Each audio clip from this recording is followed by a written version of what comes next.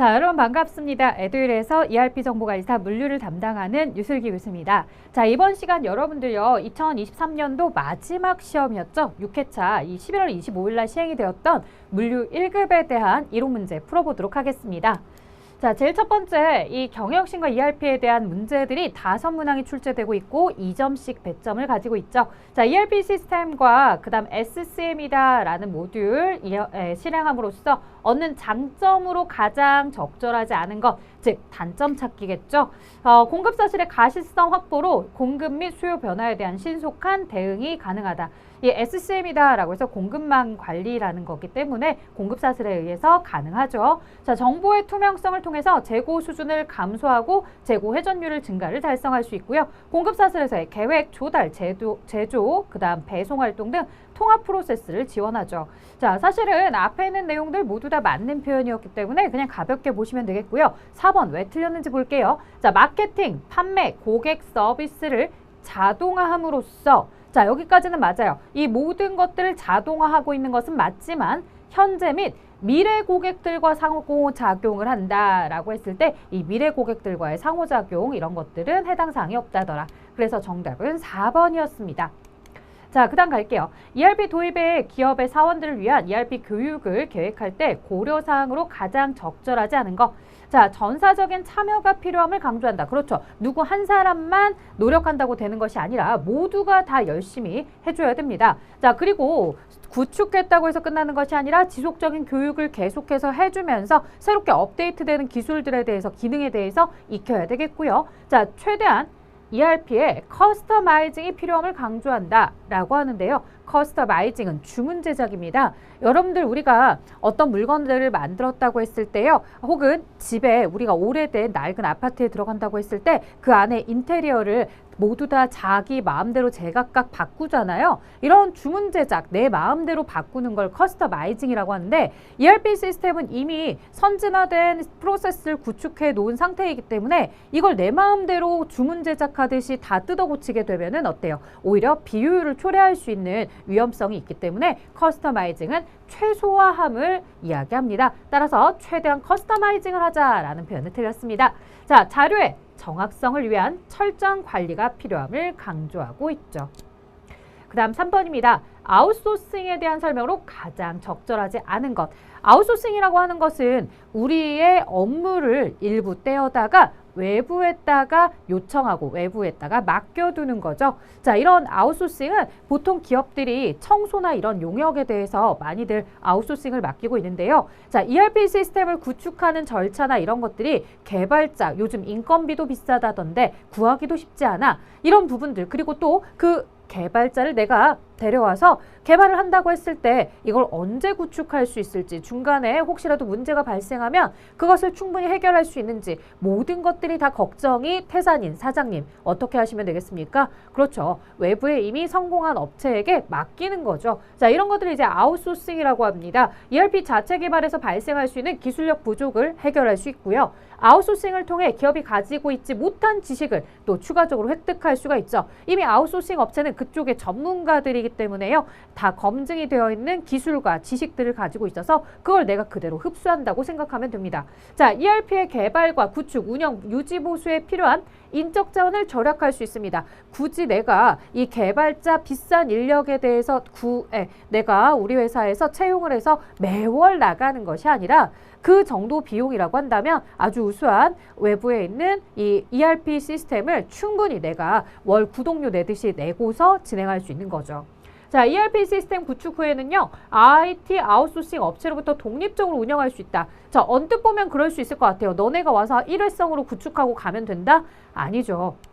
실제로 이들에 대해서는 프로그램을 구축하고 나면은 계속해서 꾸준하게 유지 보수 작업을 진행해 줘야 됩니다. 이런 유지 보수라든가 새로운 기술에 대한 업데이트라든가 이런 것들은 모두 다 누가 해줘야 되겠어요? 아무래도 내가 아웃소싱 업체에 맡겼기 때문에 아웃소싱 업체가 진행을 해줘야 됩니다.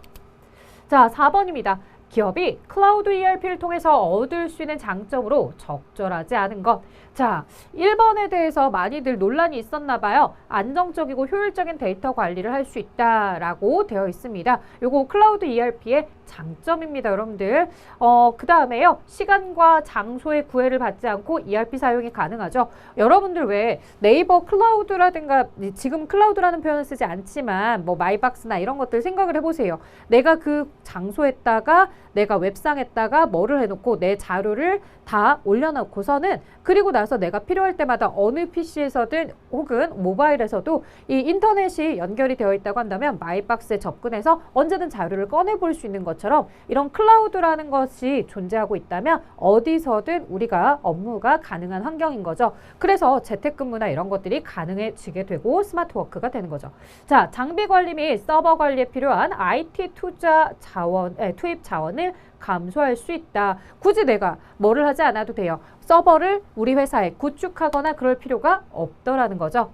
자, 필요한 어플리케이션을 대신 자율적으로 설치나 활용할 수는 없습니다. 필요한 어플리케이션을 자율적으로 설치하고 활용을 하려면 내가 자체적으로 시스템을 구축해야 되는 거죠.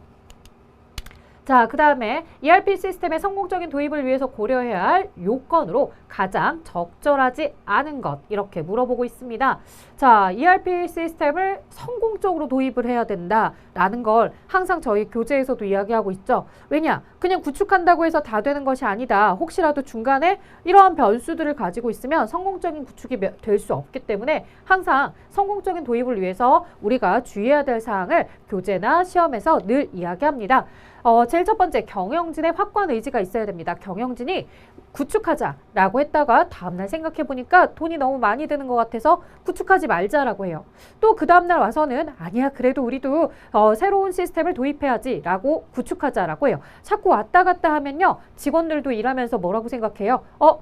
야, 안 할 수도 있어. 하지마. 또 내일 오면은 안 한다고 할 수도 있어. 우리 하지 말자. 이렇게 돼버릴 수 있기 때문에 경영진이 확고한 의지를 가지고서 야, 우리 이거 시스템 도입할 거야. 그대로 밀어붙여 라고 해야 됩니다. 자, 경험 있는 유능한 컨설턴트를 활용해야지 우리가 시행착오나 이런 부분들을 좀 덜 겪게 되겠고요. 전사적으로 전 임직원의 참여를 유도해야 되겠죠. 누구 하나만 하면 안 됩니다. 모든 직원들이 시스템을 다 교육받고 모두 다 사용할 수 있어야 됩니다. 자, 업종에 관계없이 가장 많이 사용하는 패키지를 선택하는 것이 좋다라고 하는데요. 여러분들 이건 단순한 쇼핑, 의류 쇼핑이나 이런 물건, 가전제품을 쇼핑하는 건 아닙니다.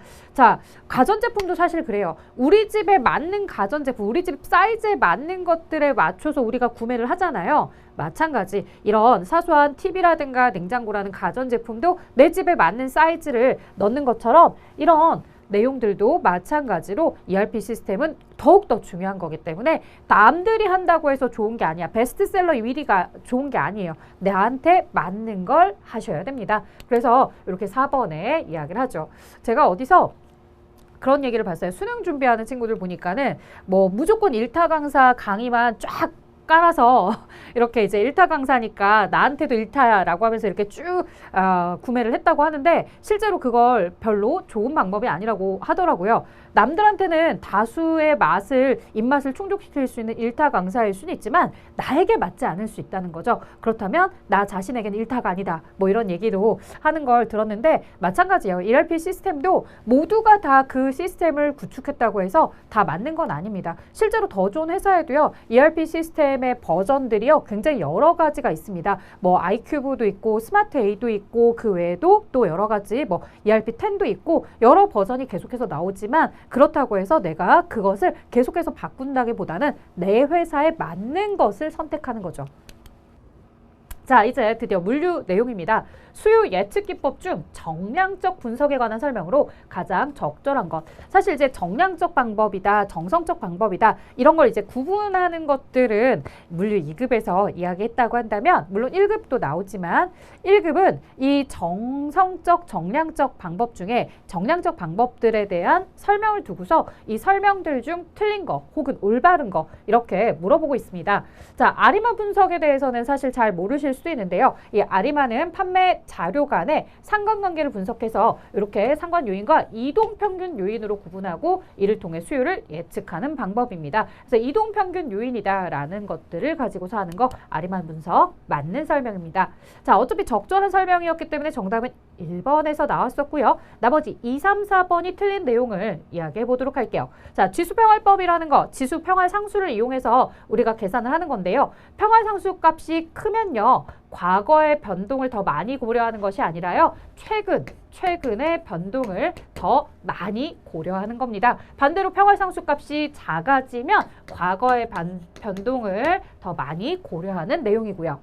자, 확산 모형은 과거 판매 자료가 갖고 있는 특성 변화를 추세 변동, 순환 변동, 계절 변동, 불규칙 변동으로 구분해서 예측한 후 이를 종합해서 수요를 예측하는 방법이다라고 하는데요. 자, 이런 것은 확산 모형이라고 하지 않고요. 분해법이라고 합니다.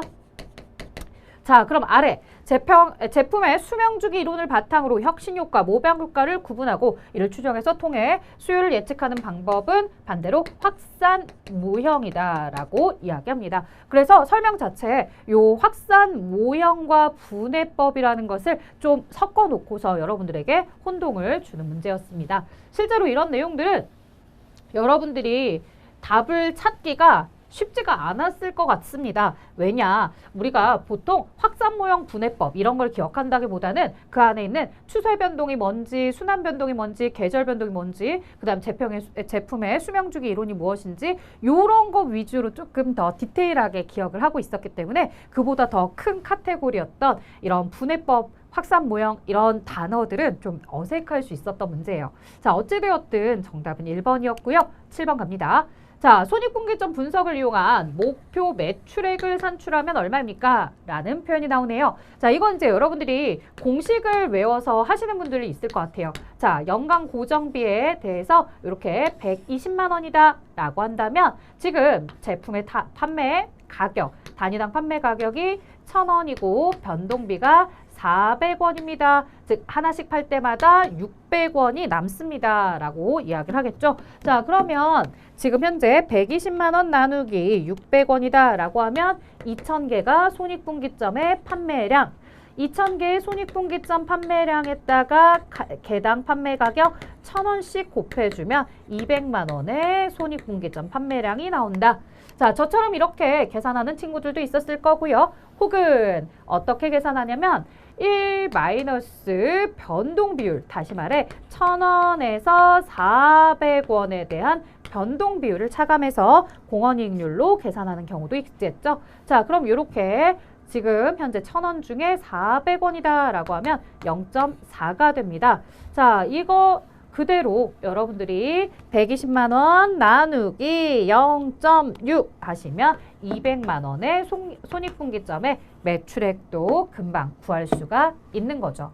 그래서 뭐 앞에 나와 있는 그대로 판매 가격과 변동비를 이용해서 손익분기점의 판매량을 먼저 구한 다음에 여기 단위당 판매 가격을 이용해서 매출액을 계산하셔도 좋겠고요. 혹은 여러분들이 변동비율을 계산하신 다음에 손익분기점의 매출액을 곧바로 계산하셔도 좋습니다. 자, 이렇게 공식을 이용하는 내용의 손익분기점 내용, 이거 너무너무 자주 나오는 문제였었는데 최근에 보이지 않아서 왜지라고 했는데 드디어 나왔습니다. 자, 그 다음 갈게요. 거래처 고객별 판매 할당을 결정하는 기준으로 가장 거리가 먼 것을 물어봤습니다.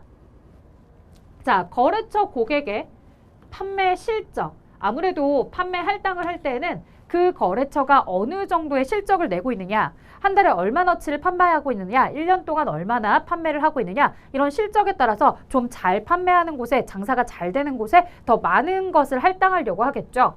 자, 판매 재고에 만약에 그 회사가 팔겠다고 가져갔는데 재고가 많이 남았대, 혹은 재고가 적게 남았대, 이게 중요할까요? 그건 중요하지 않습니다. 그래서 2번이 틀렸고요. 자, 그 외에도 수주 실적 경향이다 라는 것도 있고요. 그 다음에 목표 수주 점유율이라는 것도 있습니다. 지금 현재 그 거래처가 나에게 주문을 얼마나 하고 있는지, 수주 실적이 계속해서 증가하고 있는 건지, 아니면 내가 목표 수주 점유율을 가지고 있는데 그 회사가 달성하고 있는지, 어느 정도 달성하는지, 이런 것들에 따라서 거래처 고객별로 판매 할당을 많이 해야 되겠다, 적게 해야 되겠다, 이런 것들을 판단할 수 있겠죠. 에듀윌 유료 회원만의 특별한 서비스.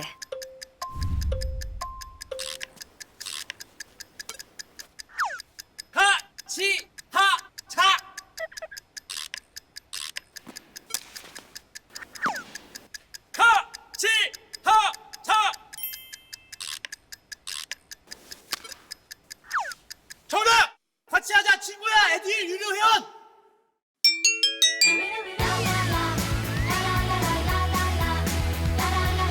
친구 소개하고 현금 받는 혜택. 오직 에듀윌 유료 회원에게만. 에듀윌. 자, 9번입니다. 가격 결정에 영향을 미치는 요인은 외부 요인과 내부 요인으로 구성이 되어 있습니다. 여러분들, 자, 외부적 요인, 제일 여러분들이 잘 알고 있는 게 뭐겠어요? 이 독점금지법, 즉 법률에 의한 것들은 내가 정하는 것이 아니라 외부에서 법이 이렇다더라. 그래서 그 금액을 어디까지밖에 받을 수가 없다더라. 이런 것들을 우리에게 정해준 거잖아요. 자, 그 다음에 그 외에도 유통에 대한 방법들, 내가 유통에 대해서 하는 것이 아니라 외부 유통 환경에 따라서 정해지는 것들이 있을 거예요. 야, 이거는 항공 운송이 안 된대, 혹은 이거는 선박 운송이 안 된대, 뭐 이런 것들에 따라서 가격이 결정이 되겠죠. 자, 그 다음에 주문과 관련된, 수주와 관련된 이런 용도들도 모두 외부적인 요인입니다. 자, 하지만 이 생존 목표는 마케팅적인 요소예요. 마케팅적인 요소들은 어디에서? 회사 내부에서 진행하는 내용입니다. 그래서 여기 생존 목표 이 내용이 바로 내부적인 내용이더라. 자, 아무래도 여러분들이 용도라는 단어나 이런 것들, 유통이익이라든가 이런 것들을 단어를 자주 보는 것이 아니었기 때문에 굉장히 낯설었을 것 같다는 생각은 합니다. 자, 그 다음 갈게요. 수주관리 대상에 대한 설명으로 가장 적절하지 않은 것. 자, 수주 관리에 대해 물어보고 있군요. 수주는 구매를 결정한 고객으로부터 구체적인 주문을 받는 거죠. 수주 시 확인사항은 거래처가 어디인지, 물품의 상세, 수량, 단가, 대금 수금은 외상인지, 선수금은 얼마인지, 납기, 납품처 이런 것들을 보고 있죠. 자, 견적 활동은 수주 이후의 단계입니까? 여러분 이거 항상 이야기하죠. 프로그램에서도 얘기해요. 견적을 먼저 내고 그 다음이. 그러니까 우리가 신규 거래처나 이런 애들이 오면은 우리랑 첫 거래를 트기 전에 너네 그 물건이 있어? 나한테 얼마까지 가격에 줄 수 있어? 이렇게 한번 떠보는 거죠. 간 보는 거예요. 이런 거 견적을 먼저 진행하고 나서 그게 마음에 들면 그 다음 주문이 들어오는 단계가 되는 거죠. 자, 그렇기 때문에 이 수주 이후 단계라는 표현이 틀렸습니다. 이전 단계입니다. 자, 그 다음에 수주 접수 이후 구체적인 수량과 납기에 대한 회신을 해야 되죠. 거래처에. 이때 일자별 가용수량 정보나 이런 것들을 같이 넣어주면서 야, 몇 월 며칠에 몇 개가 가능하고 몇 월 며칠 몇 개가 가능해 라고 하면은 상대방이 보고서 판단해서 아, 그럼 나 그 날짜에도 갖다 줘 라고 얘기할 수 있겠죠. 자, 그 다음 시장의 형태는 경쟁 정도에 따라 다양하게 구분이 됩니다. 그래서 여러분들 독점 시장도 있고 완전 경쟁 시장도 있죠. 그 외에도 여러 가지 시장의 종류들이 있었는데요. 자, 상품의 가격이 낮아요. 그리고 시장의 공급은 워낙 많아요. 그리고 강렬한 가격 할인 이벤트는 경쟁자가 많은 상황에서의 가격 전략이라고 해요.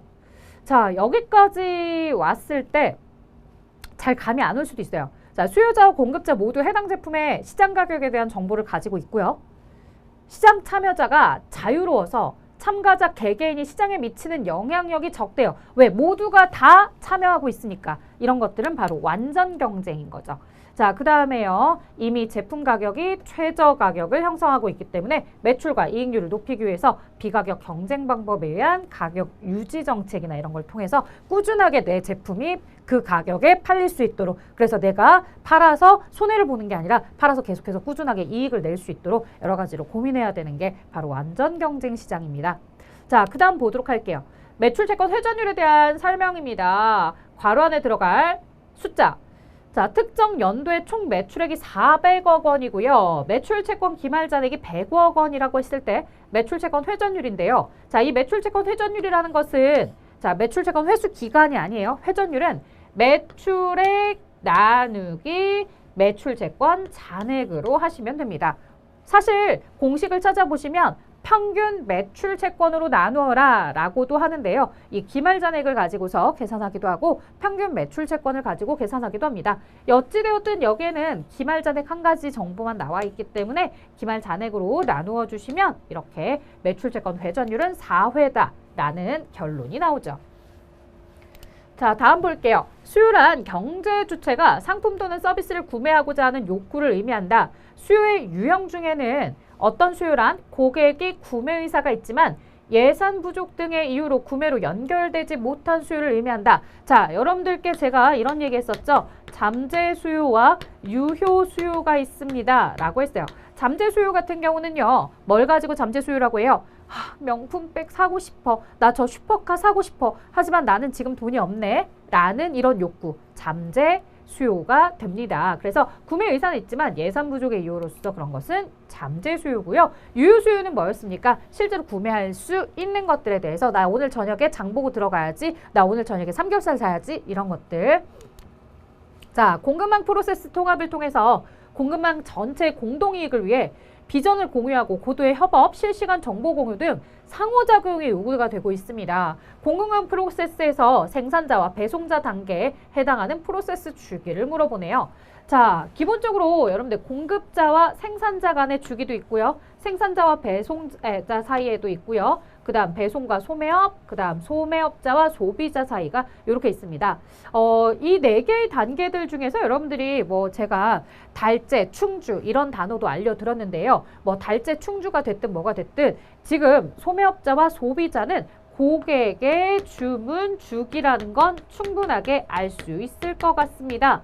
자, 그 다음에 배송자와 소매업자다 라고 하게 되면은 이 배송자와 소매업자 사이에는 얼마나 보충이 잘 되고 있는지. 자, 그러면 앞에는 뭐냐라고 했을 때 생산자가 물건을 만들어서 배송자에게 주는 거. 자, 이런 것들에 대해서는 뭐가 되겠어요? 물건이 얼마나 조달이 되는지. 자, 제조. 죄송합니다. 요 제조가 되는지. 제조가 되는 주기마다 배송자에게 물건이 가겠죠. 자, 그리고 나서 요 앞에 거, 요게 뭐겠어요? 바로 공급자가 생산자에게 재료를 얼마나 잘 조달해 줘야 되는지. 자, 그래서 제가 그 얘기를 했던 거예요. 달제, 충주. 그래서 뭐 달제, 충주 이런 얘기 했었는데 여러분들 보시면서 지금 현재 여기 보면은 공급자와 생산자는 재료의 조달이고 생산자가 배송자에게는 제조가 됨에 따라 얼마나 들어가는지를 보여주는 거고 그 다음에 소매업자한테 갈 때는 얼마나 완성된 물건을 보충해 줄 건지 그리고 마지막에는 고객의 주문 주기에 따라서 주문이 이루어지는 내용입니다. 이 프로세스 주기는 매 시험마다 나오고 있어요. 그러니까 여러분들이 꼭 기억을 해주셨으면 합니다. 자, 15번입니다. 공급망 운영 전략의 유형인 효율적 공급망 전략과 대응적 공급망 전략의 특성이 있습니다. 다음 중 대응적 공급망 전략. 자, 여러분들 효율적 공급망이라고 하는 건요. 좀 이익률이 떨어지는 것들에 대해서도요. 판매를 적극적으로 하고 있어요. 얘네들은 무조건 비용을 최소화하는데 좀 포커스를 맞추고 있습니다. 반면 대응적 공급망은요. 비용과는 상관은 없어요. 최대 이익을 낼 수 있는 것에 포커스를 맞추고 있습니다. 자, 그래서 굉장히 대응적 공급망들은 공격적이라는 생각을 들 수밖에 없어요.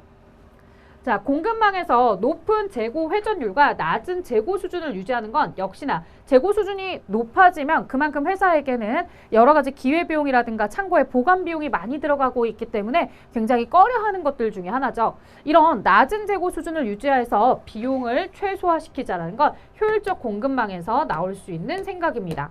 자, 가능한 한 경쟁자의 제품 차별화를 지원시키기 위해서 모듈화 설계를 사용하자. 자, 이 경쟁자들과 지금 내가 스펙 차이가 얼마 나지 않도록 계속해서 경쟁자들이 노출하고 있는 수준까지 나도 같이 같은 스펙을 유지하게 되는 거. 그리고 마지막에 공격적으로 내가 치트키를 써서 지금 소비자들에게 좀 더 적극적으로 공격적으로 다가가겠다. 이런 것들은 바로 대응적 공급망입니다.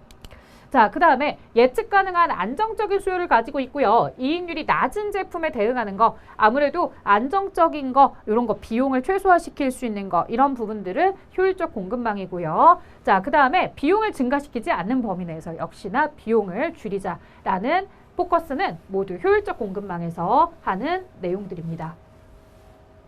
자, 그 다음에 16번 갑니다. 창고 관리의 출고 업무 프로세스 중에서 가장 나중에 수행이 되는 업무. 자, 우리에게 물건 좀 꺼내주세요. 주문이 들어왔어요. 아니면 뭐 요청이 들어오게 되겠죠. 자, 그에 따라서 우리는 어떤 작업들을 진행하게 되느냐? 야, 물건에 대해서 주문이 들어왔어 혹은 나가줘야 될 것 같아 라고 출고 지시를 합니다.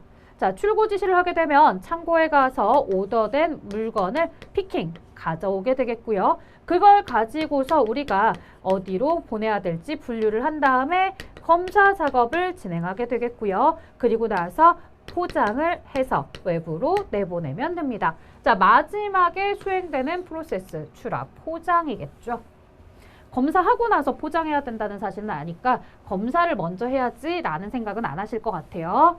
자, 그 다음 볼게요. 1사분기의 재고 입출고 현황. 1사분기의 매출 총이익은 얼마인가? 자, 여러분들 항상 뭐 물가가 상승할 때 하락할 때 이런 것만 보시다가 갑자기 매출 총이익을 물어보니까 회계를 공부했던 친구들은 수월하게 넘어갔지만 물류 먼저 시작하는 친구들은 조금 어렵네 라고 생각했을 수 있을 것 같아요. 자, 그래도 걱정하지 마세요. 이 내용만 기억하시면 됩니다. 자, 매출액에서 매출 원가라는 걸 차감해서 나오는 게 바로 매출 총이익이 됩니다. 매출액이라 하면 지금 현재 1월부터 3월달까지 1사분기에 출고된 물건에 대한 가격, 이게 바로 20개 곱하기 200원이다 라고 하는 4,000원이 바로 뭐가 된다? 매출액이 되는 거죠. 자, 매출원가를 구하는 방법이 중요합니다. 어떤 방식이냐에 따라서 매출원가가 다 달라지는데요. 이번엔 이동평균법입니다. 이동평균법은 매입할 때마다 들어오는 가격을 계속해서 평균을 내주는데요. 처음에 30개에 대해서 100원짜리를 가지고 있다 라고 했을 때는 100원의 단가를 그대로 적용하시면 됩니다. 문제는 그 다음인데요. 20개에 대해서 200원짜리다 라고 합니다. 자, 앞에 30개는 100원짜리였는데요. 뒤에 20개는 한 개당 200원짜리입니다. 단가가 벌써부터 다르죠. 자, 100원과 200원의 단가를 평균으로 내기 위해서 30개와 20개 수량을 모두 다 합해서 50개 수량을 가지고서 계산해 봅니다. 자, 그러면 여기가 3,000원, 여기가 4,000원, 즉 7,000원에다가 나누기 50개 하니까 140원. 아, 한 개당 140원의 가격을 기록하는구나. 평균 가격 140원짜리구나. 현재 회사가 가지고 있는 50개의 재고는 한 개당 100원, 200원에 사오긴 했지만 평균적으로 그냥 140원짜리인 거구나. 그럼 여기서 20개가 팔렸다고 했을 때 판매된 20개는 140원짜리가 팔린 거야 라고 하면서 여러분들은 계산을 하실 수 있습니다. 얼마로? 2,800원. 따라서 4,000원에서 2,800원을 차감하면 1,200원의 매출 총이익이 나오는구나 라고 알게 되는 거죠. 자, 이런 내용들을 여러분들이 계산하셔야 되는 거고요. 자, 저는 전체적인 내용들로 계산을 했지만 어떤 친구들은 이렇게 아는 친구들도 있어요. 어떻게? 그냥 단가만 보는 거예요. 단가만 보면서 아, 한 개에 200원씩 팔았구나. 아, 하나의 평균 가격이 140원짜리구나. 그럼 한 개씩 팔 때마다 이익이 60원씩 나겠네. 60원씩 20개의 재고를 판 거니까 1,200원의 이익을 보겠구나 해서 간단하게 정답을 도출하는 친구들도 있죠. 자, 그 다음 볼게요.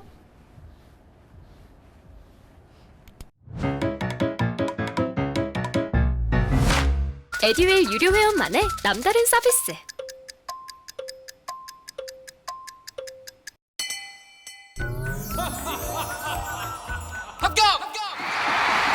합격하고 돈도 받는 혜택.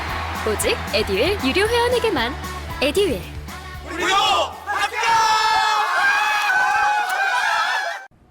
자, 18번입니다. 창고 위치 관리에 대해서 나와 있습니다. 작업자가 직접 설정하거나 자동 창고와 같이 전산에서 일정한 규칙에 의해 빈 공간을 찾아서 자동 적재하고 관리하는 방식이래요. 자, 그냥 빈 공간만 있으면 거기에다 물건을 쌓으세요 라고 하는 거예요.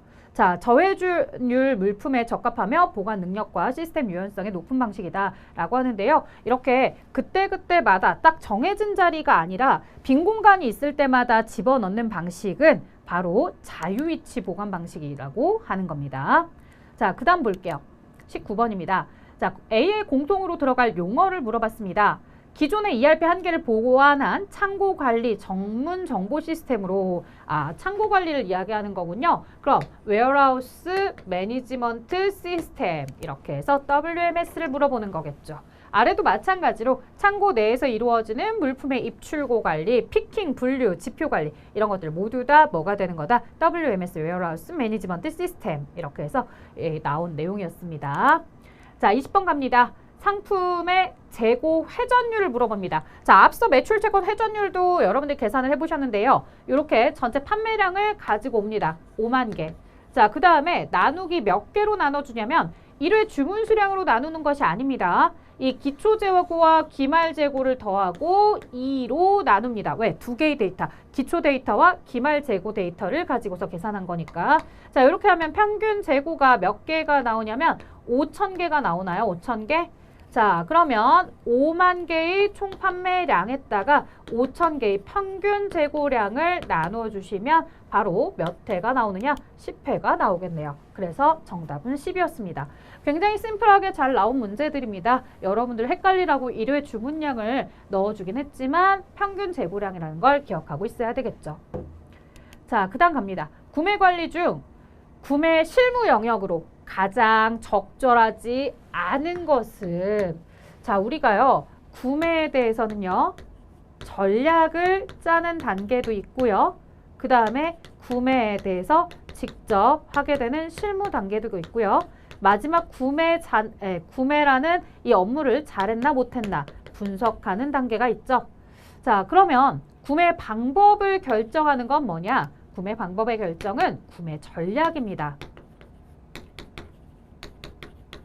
자, 그래서 구매 방법을 결정한다라는 방법은 이 전략에 대한 내용이기 때문에 구분을 잘 해주셔라. 자, 나머지 계약이나 납기 관리를 하거나 공급자를 실제로 선정한다거나 아니면 나중에 공급자를 아니면 내가 선정하기 전에 평가를 한다거나 시장조사나 원가 분석을 진행하는 것들은 모두 다 실질적인 구매 실무 단계로 가게 되어 있습니다. 자, 그 다음 22번 갈게요. 구매 가격 결정 방식에 대한 설명으로 가장 적절하지 않은 것.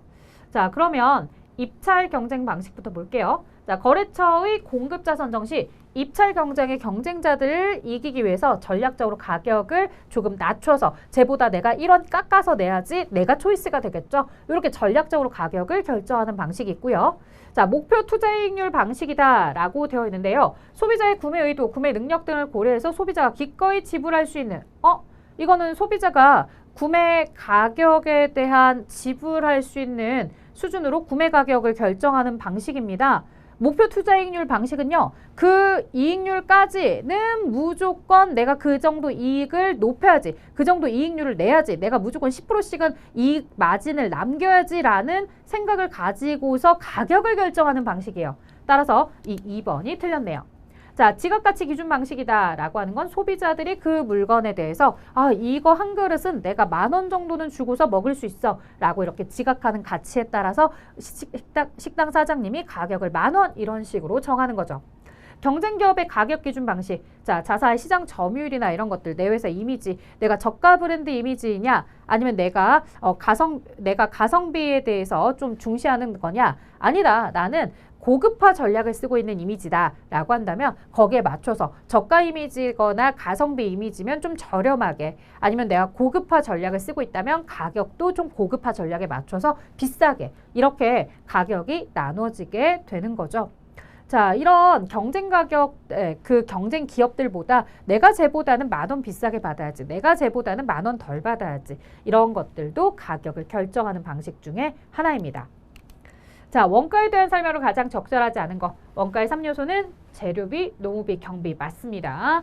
자, 그래서 우리가 커피 한 잔을 가져다 놓고서 원두, 그것을 만드는 바리스타, 그걸 만드는 드론기, 기계 이런 것들을 가지고서 원가가 결정이 되는 거고요. 자, 판매 원가는 제조 원가에다가 판매 관리비를 더해서 기록합니다. 자, 그럼 제조 원가가 뭐냐라고 했을 때 직접 재료비, 직접 노무비, 직접 경비 플러스 제조 간접비, 이렇게 직접비와 간접비가 더해지게 되겠고요. 직접 원가는 다수의 제품의 제조 과정에 공통적으로 소비된 비용이다? 아닙니다, 여러분들. 공통적으로 소비된 비용은 직접 원가가 아니라 간접 원가를 이야기하는 겁니다. 자, 그래서 정답은 4번이었고요. 실제로 이제 커피 전문점에서 커피를 만들기 위해서 들어가는 거, 생과일 주스를 만들기 위해서 들어가는 거, 재료비나 이런 것들, 노무비나 이런 것들은 각각 집계가 가능하죠.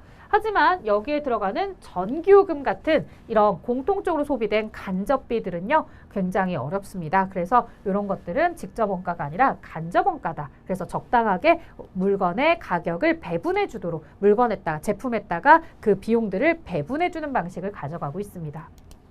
자, 공급자 선정 방식 중 경쟁 방식에 대한 설명입니다. 알맞게 짝지어진 거. 자, 불특정 다수를 입찰에 참여시켜서 가장 유리한 조건을 제시한 공급자를 선정한다. 자, 입찰 참가자 자격을 정해서 일정 자격을 갖춘 모든 대상자를 포함시킨다. 공급자로 적합한 자격을 갖추었다고 인정하는 다수의 특정 참가자를 경쟁에 참가하도록 한다. 라고 해서 여러 가지 나와 있는데요. 우리가 일반 경쟁도 있고요. 그 다음에 제한 경쟁도 있고, 그 다음에 지명 경쟁도 있고요. 마지막 수의계약 방식도 있습니다. 이 수의계약은 1대1로 계약하는 방식이죠. 근데 여기서는 없는 것 같아요. 자, 모두가 불특정 다수가 모두 다 참가하는 건 일반. 자, 그 다음에 입찰 참가자의 자격을 정해서 일정 자격을 갖춘 사람들, 즉 자격으로 제한을 걸어두고 있는 거고요. 지명은 공급자로 적합한 자격을 갖추었다고 인정한다. 여기까지는 제한과 비슷한데요. 특정한 참가자를 선정합니다. 선정. 너 이렇게 선정해 주는 것, 지목하는 거죠. 지명 경쟁입니다. 자, 따라서 A, B, C에 대해서 일반, 그 다음에 제한, 그 다음에 지명 이렇게 해서 여러분들 정답은 3번이었던 겁니다. 자, 25번 갑니다. 현금 할인 방식에 대한 용어였군요. 자, 거래일자 자체를 늦게 늦추어 기입한대요. 그래서 예를 들어서 7월 1일인 경우에 거래가 이루어졌으면 아예 15일 날짜로 거래를 기입하는 거죠. 그래서 뭐 예를 들어서 3, 10 이렇게 해서 야 7월 15일부터 시작해서 10일 안에 갚으면 3% 할인해 줄게 하면서 여기에다가 어드밴스드 이렇게 기록을 하는 방식입니다. 자, 이거는 바로요. 선일부, 미래의 날짜를 선일자 앞에 미래의 날짜를 적어 놓고서 우리가 현금 할인을 계산하는 방식이다 라고 하죠. 뭐 구매 당월락도 있고 수취일 기준도 있고 특임 기간도 있고 한데요. 요번에는 이제 선일부에 대해서 나왔네요. 자, 그 다음 갑니다. 정부 계약 체결 방법에 대해서 괄호 안에 들어갈 용어. 솔직히 말하면 요거는 조금 저는 치사한 내용이라고 봅니다. 자, 어쨌든 공통적으로 들어가는 단어를 이 출제자가 괄호를 넣어서 문제를 출제해 봤네요. 자, 일반적으로 매매 당사자가 매매 계약서를 서로 교환하거나 계약서가 상대방에게 전달이 되면 계약이 성립된 것으로 보는 거죠. 이 계약에 대한 내용을 이야기하면서 얘기했었습니다. 자, 또한 구매 담당자의 구매 통지나 주문서 전달만으로도 매매 상대방이 매매를 승인이라고 할 수도 있는데 승낙한다면 계약이 성립된 것으로 봅니다. 따라서 구매 승낙 후에 계약서 작성은 이미 성립한 계약 내용을 문서화하는 형식적인 행위다라고 나와 있습니다. 그래서 승낙이라는 단어를 떠올리기가 쉽지 않았는데 어찌되었든 정답은 승낙이었습니다. 자, 대무역법상 무역거래자에 해당하지 않는 것. 자, 무역거래자에 해당이 되려면 물건에 대해서 직접적인 수출 수입에 가담을 하고 있어야 돼요. 자, 수출 수입자 당연히 무역거래자죠. 수출과 수입을 내가 직접 하지 않고 제3자에게 위탁을 할 수도 있어요. 자, 그 다음에 외국의 수입자 또는 수출자에게 위임을 받은 사람, 즉 내가 위탁을 할 수도 있고 그 위탁을 받은 수탁자일 수도 있습니다. 여기에 통관을 승인하는 사람은 뭐가 아니다? 무역에 대한 직접적 거래자라고 볼 수는 없습니다. 무역에서 세관장이 통관을 하면서 이와 관련해서 그와 관련해 세금을 징수할 수는 있지만 직접적으로 그 물건을 내가 수입하거나 수출하는 사람은 아닌 거죠. 그래서 직접적 무역의 거래자다라고 하면은 매출자나 매입자의 역할을 가지고 있어야 되는데 요 통관을 하는 승인자는 매출 매입자가 아닌 거죠. 당사자가 아닙니다. 자, 28번. 신용장 LC에 대한 설명으로 적합하지 않은 거. 자, 우리가 뭐 내국 신용장 로컬 LC도 있고 그 다음에 원신용장 마스터 LC도 있습니다. 보통 이런 신용장이라는 건 개설은행에서 조건부 지급 확약서다라고 해서 대금의 지급 보증을 서주고 있는 거고요. 신용장 거래는 일반적으로 송금 및 추심 방식보다 은행 수수료 금액이 너무 비싸요. 그래서 신용장 거래가 수수료가 너무 비싸니까 송금이나 추심 방식을 도입하는 기업들이 생긴 거죠. 자, 기한부 신용장. 일람불 신용장은 바로 보자마자 돈의 결제가 이루어져야 된다고 한다면 기한부 신용장이다라고 한다면 일정 기간이 있는 후에 지난 후에 대금 결제가 이루어지는 내용이에요. 그래서 약정기간 뉴산스다라고 이야기하고 약간의 외상거래 같은 내용입니다. 자, 무담보 신용장. 담보가 없이 거래가 되는 거잖아요. 그러면 이 무담보 신용장은요. 수출자가 수입자에게 뭐를 주는 거냐면 선적 서류를 바로 줘요. 아직 대금이 들어오지 않았는데도 불구하고 선적 서류를 곧바로 줍니다. 그리고 은행에는 뭐만? 환원만 제출을 해주는 거죠. 그래서 제3자인 은행이 요 수출자가 보낸 환화음을 가지고서 수입자에게 돈을 받아다가 다시 수출자에게 제공을 하는 이런 방식입니다. 그래서 수출자가 있고 그 다음에 여기 수입자가 있고 여기 제3자 은행이 있는 거죠. 그러면 원래 보통 약속 어음이나 어음 같은 경우들은 구매자가 발행을 하지만 요 무역 단계에서 환화음은 수출자, 물건을 판매하는 사람이 되려 요 제3자에게 어음을 발행해주면 수입자에게 제시해서 대금을 수령해서 이렇게 주는 방식으로 가는 거죠. 얘들 사이에는 선적서류 주고 선적서류가 가고 물건을 찾는 거죠. 그래서 물건 보내고 하는 내용입니다. 자, 이런 내용들을 통해서 틀린 거 고르기였으니까 4번이 틀렸다. 문장을 묘하게 섞어두었죠. 자, 지급인도 조건 거래 절차입니다. 가장 나중에 이루어지는 것 하는데요. 자, 실제로 가장 나중에 이루어지는 것은 1번 추심의뢰은행이 수출자에게, 수출상에게 대금을 지급한다 라는 건데요. 이 지급인도 조건 같은 경우에는요. 여러분들 우리가 뭐를 가지고 있을 수 있냐면 이쪽에 이제 수입자가 있고 이쪽에 수출자가 있습니다. 자, 그리고 이제 물건을 실어 보냅니다. 자, 수출자가요. 뭐 하지 않았어도 수입자가 신용장을 발행하지 않았어도요. 여기 추심은행이 있고요. 그 다음 이쪽에 추심의뢰은행이 있어요.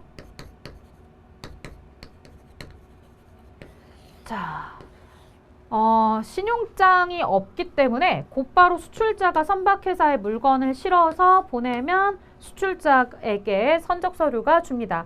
그 선적서류를 추심의뢰은행에 제시를 하면서 내가 물건 보냈으니까 돈 좀 받아다 줘 라고 하는 거죠. 자, 이렇게 되면은요, 우리가 이 추심의뢰은행이 누구에게, 요 추심은행에게 물건 보냈대. 그래서 이 물건과 관련해서 지금 대금을 결제해 줘야 될 것 같아 라고 하는 거죠. 자, 수출상이 상품을 선적을 완료하고 추심의뢰은행 앞으로 추심을 의뢰했습니다. 그리고 나서 여기서 추심의뢰은행이 추심은행에게 뭐를 했다라는 거예요. 지금 현재 물건 보냈다고 하니까 서류 보내겠습니다. 자, 그럼 이제 추심은행은 수입상에게 서류를 인도해 주면서 대금을 주세요 라고 얘기를 하겠죠. 자, 그리고 나서 추심의뢰은행은 수출상에게 대금을 지급한다는데 그 전에 여기 추심은행은 추심의뢰은행에게 수입자 대금 결제가 되었다는 걸 얘기해 줍니다. 그래서 요 추심은행이 의뢰은행에게 야, 수입자가 지금 돈 줬어 라고 얘기를 해주면 마지막으로 이제 추심의뢰은행이 수출자에게 야, 돈 왔더라, 돈 줄게 라고 해서 대금을 지급해주는 시스템입니다. 그래서 보기로 여러분들 지금 문장에 있는 보기로 제가 순서를 쭉 나열해 봤어요. 마지막에 이제 수입자는 여기서 받아온 선적서류를 가지고서 선박회사에게 제시를 해서 물건을 찾아오시면 되는 거죠. 그래서 신용장 없이 이렇게 서로 추심을 하면서 거래가 이루어질 수도 있다더라. 지급인도 조건과 그 다음에 인수인도 조건이다 라고 했을 때 DA도 있었죠. 그 두 가지 차이는요. 얘는 이제 도큐먼트가 오면은 페이먼트 해가지고 바로 이제 대금을 결제해 주는 거고 DA는 accepted라는 도장만 찍어서 서류 인수했어, 대금은 나중에 줄게 라고 해서 약간의 외상거래 성격을 가지고 있죠.